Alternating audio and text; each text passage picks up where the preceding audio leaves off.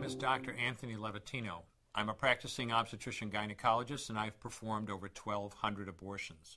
Today I'm going to describe a second trimester surgical abortion called dilatation and evacuation, or D&E. A D&E is performed between 13 and 24 weeks of pregnancy. After administering anesthesia, the abortionist uses a weighted speculum, like this one, that opens the vagina widely. Because second trimester babies are so large, this greater access facilitates a late-term abortion. Late-term abortion requires that the cervix be prepared 24 to 48 hours in advance with laminaria. Laminaria is a type of sterilized seaweed that absorbs water over 8 to 12 hours and swells to several times its original diameter. Once removed, metal dilators can be used to further open the cervix as needed. Once the cervix has been stretched open, the suction tube is placed inside. A baby at 20 weeks gestation is as big as the length of my hand, from head to rump, not counting the legs.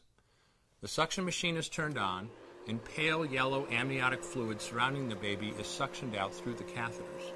With babies this big, they don't fit through catheters this size. The baby's bones and skull are too strong to be torn apart by suction alone. This is a Sofer clamp. A Sofer clamp is made of stainless steel. It's about 13 inches long. The business end is about 2.5 inches long and 1/2 inch wide, and there are rows of sharp teeth. This is a grasping instrument. When it gets a hold of something, it does not let go. The abortionist uses this clamp to grasp an arm or leg. Once he has a firm grip, the abortionist pulls hard in order to tear the limb from the baby's body. One by one, the rest of the limbs are removed, along with the intestines, the spine, and the heart and lungs.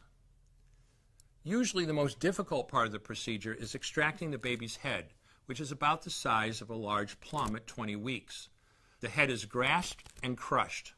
The abortionist knows he has crushed the skull when a white substance comes out of the cervix.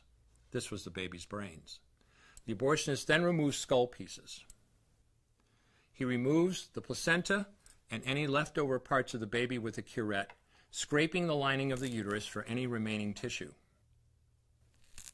The abortionist then collects the baby parts and reassembles them to make sure that there are 2 arms, 2 legs, and all the pieces. Once all the parts have been accounted for, the abortion is complete. For the woman, this procedure carries a significant risk of major complications, including perforation or laceration of the uterus or cervix, with possible damage to the bowel, bladder, and other maternal organs. Infection and hemorrhage can also occur, which can even lead to death. Future pregnancies are also at greater risk for loss or premature delivery due to abortion-related trauma and injury to the cervix. As I mentioned at the beginning, I'm Dr. Anthony Levatino, and in the early part of my career as an OBGYN, I performed over 1,200 abortions. One day, after completing one of those abortions, I looked at the remains of a preborn child whose life I had ended, and all I could see was someone's son or daughter. I came to realize that killing a baby at any stage of pregnancy for any reason is wrong. I want you to know today, no matter where you're at or what you've done, you can change. Make a decision today to protect the preborn. Thank you for your time. I will no longer do any more abortions. When you finally figure out that killing a baby that big for money is wrong, that it doesn't take you too long to figure out it doesn't matter if the baby is this big or this big or this big or maybe even this big, it's all the same. And I haven't done any since then, and I never will.